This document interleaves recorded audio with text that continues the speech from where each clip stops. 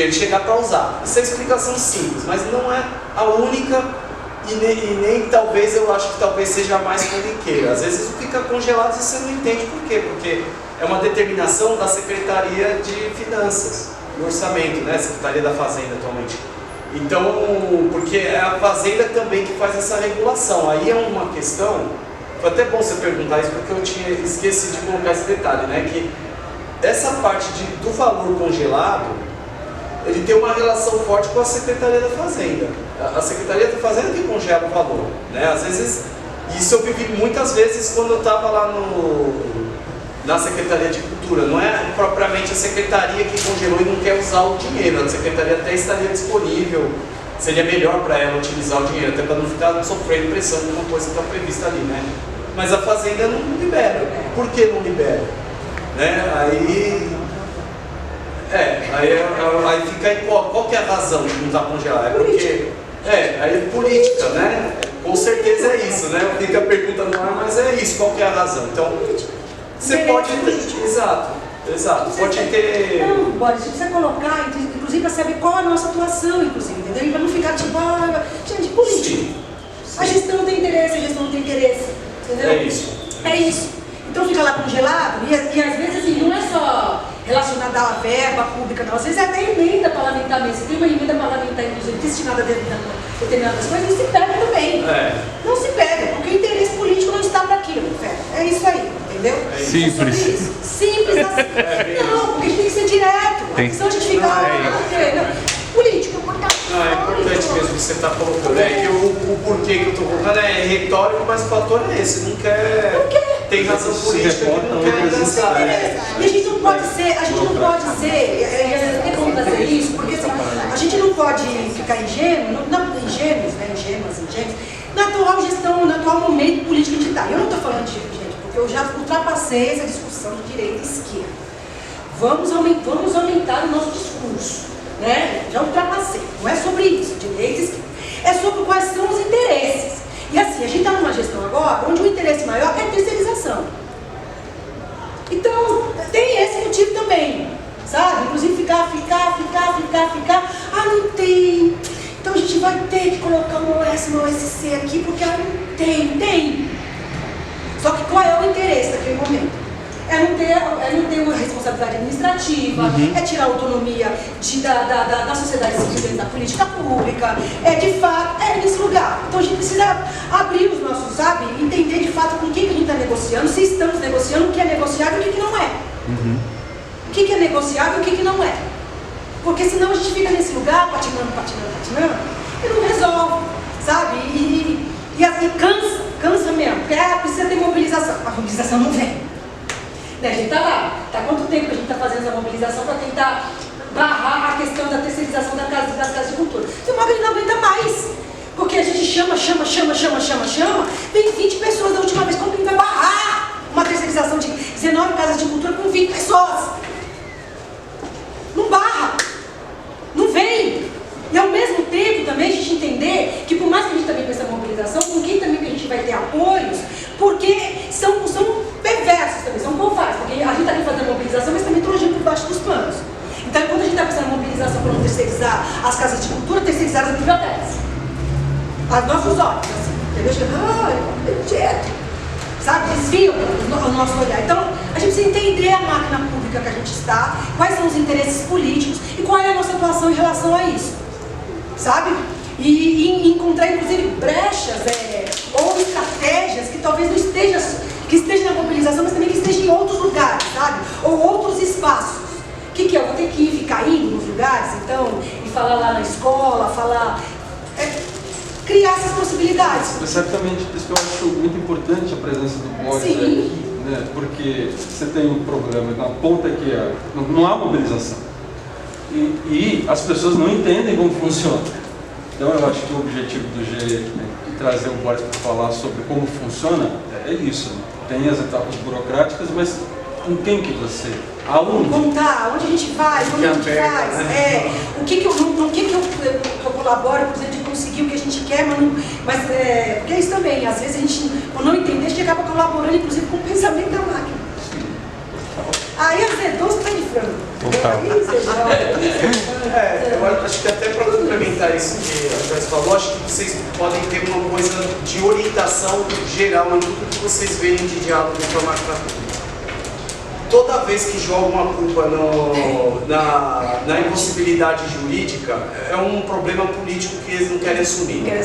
Fala, não dá, porque quando tem vontade política as coisas acontecem. Existem os impedimentos legais, mas os impedimentos legais podem ser modificados se tiver vontade política para contornar a censura. Então existe uma... Não é o código de Hammurabi ou as 12 leis lá, tipo, que está escrito na pedra, ninguém muda nunca mais, entendeu? Tem muita margem para você mudar muita coisa, né? A não ser que você queira acabar com os direitos humanos, coisas básicas, que aí isso o pessoal, você vê ainda que muda, o pessoal acaba com o direito, mas isso é o que não poderia mudar, imagina todo o resto, né? Então, sempre é vontade política, aí nesse caso volta para aquela frase, né, a conhecida, só a luta muda a vida, né? Então essas coisas de fato tem esse lugar, né? Tem que ter mobilização, é uma dimensão da vida mesmo, né? Todas as categorias de trabalhadores, em todos os lugares, se você não tem essa mobilização, essa organização, essa consciência ali, né, de categoria, fica difícil mesmo. E as coisas podem mudar mesmo. Tem toda isso aqui, essa parte técnica, ela serve simplesmente para vocês entenderem talvez onde apertar mesmo, né?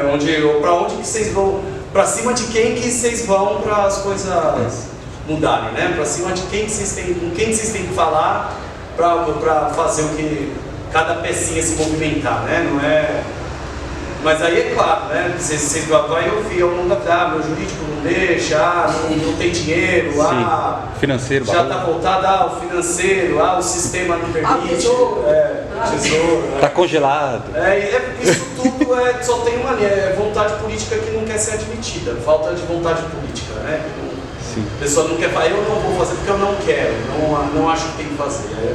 Para não falar isso, dá um monte de argumento de ordem técnica, né? E é muito interessante, assim, fazendo uma colagem com o que a gente vivenciou nessa sala ontem e durante a semana, né? Como as coisas se complementam e são extremamente úteis nesse sentido. A Mônica Gonçalves ontem disse pra gente que o letramento, por maior que seja a intenção, ele é a parte menor. Porque aqui esse momento de letramento é muito importante, inclusive para a gente entender as mecânicas. Mas sem a ação real, política, aplicando, a gente não tem transformação, porque é isso que você trouxe agora nessa última fala. E aí é interessante também, Joyce, puxar isso, né, abertamente, porque a gente começa a entender de fato que a precarização, que tem um objetivo político, vira justificativa para aquilo que de fato você quer, que é a terceirização do serviço. Então eu vou precarizando, eu seguro a verba para que a Casa de Cultura não funcione, para que depois na canetada eu fale, mas a OS, a OCIP, a fulana de tal, me garante resultado aqui, já tem comprabilidade de que ela faz isso em outros lugares. Então a gente consegue, de fato, aplicar isso. E aí você terceiriza a responsabilidade do setor público e tira, de fato, como você disse, essa possibilidade, né, da sociedade civil acompanhar. Então é importante trazer essas falas e só fazendo um link aqui também com o que a gente tem vivenciado nessa semana, porque os assuntos vão se complementando, né? Então gratidão imensa, assim. Porque às vezes você fala, não, tem que falar, e tem que falar. Tem que falar. É pra político. Tudo é político. Gente, a maneira é política. E a gente tem que sair desse lugar de direita e esquerda. Eu levantei, eu faço escolhas, eu estou fazendo política. Eu levantei, eu vou escolher o que eu vou comer, já é político. Eu vou escolher como eu vou me apresentar, já é político. A gente tem que começar a polir sobre isso, sabe? Inclusive de como a gente vai se posicionar nos lugares. Eu me posiciono chamando Exu, é político. É muito mais do que religioso. Religioso é o sistema que quer me colocar. Ai, quem me dera ser macumbeira. Ai, a macumbeira. Ai, quem me dera. Ai, quem me... Sabe? Nesse lugar é político. É um lugar de existência, de colocação, de agência. Eu não vou ser aquilo que o sistema quer que determina que eu seja. Eu determino. Eu me coloco. Eu me ponho. as ações afirmativas dentro desses GTs de luta de movimento negro dentro desses programas, não vier porque desceu um Deus ex machina na consciência branca, ai, vamos... Não, gente. Foi de posicionamento. Não foi à toa. Eu passei 4 anos nesses programas fazendo recurso para entrar no programa. Durante 4 anos tentaram me tirar. Até que esse não existe, não quero pronto, estou cansada. Mas foram 4 anos fazendo recursos para entrar no programa. Ah, porque é agressiva, aí porque é louca, aí porque não sei o que, porque tudo isso, por quê? Tem tensionamento. Então qual é o nosso posicionamento dentro da política pública? Ela não está no lugar de ficar tranquilo, ela está no lugar de ficar tensionando. É tensionamento full time, cansa, é uma canseira. Só eu sei disso, foram 2 anos depois de terapia. Da doença. É um conjunto de coisas. Mas precisa estar no lugar. Senão a gente de novo é cooptado da representatividade. A representatividade da cor. Não interessa no corpo preto, lá se não tem tensionamento. Precisa ter tensionamento. E o tensionamento, inclusive, na narrativa. A gente vai de novo o corpo preto fazendo a narrativa eurocentrada? Não dá! Entende? É um corpo que vive na periferia. Então é dinheiro, a gente quer o dinheiro. A gente quer falar do candomblé dele. Sabe, no lugar de espiritualidade, a gente quer trazer os filósofos africanos, a gente quer trazer as pedagogias de terreiro, a gente quer outras perspectivas dentro de um programa. E aí o que acontece? Na medida que vai se percebendo isso, a máquina vai se percebendo isso, esse tensionamento, aí eles também vão se movimentando, é óbvio, eles também vão se movimentando. Entendeu? Porque é vivo, eles também vão se movimentando. Aí vai precarizando até no lugar, ai, não dá mais, não dá mais. Vamos chamar aqui alguém para cuidar disso daqui. E aí o que vem de novo? O chicotinho. Vem o chicotinho. Porque se você está feliz, você fica. Você não está feliz, você sai. Porque é o chicotinho. Né? Nos aprisionam lá, sabe? É isso. Então assim, não tem como você ficar num programa público se não ficar nesse lugar do tipo, do tensionado, entender como é que é máquina, como é que funciona isso, como é que eu articulo aqui, como é que eu vejo aqui. É cansativo, mas é preciso. É preciso.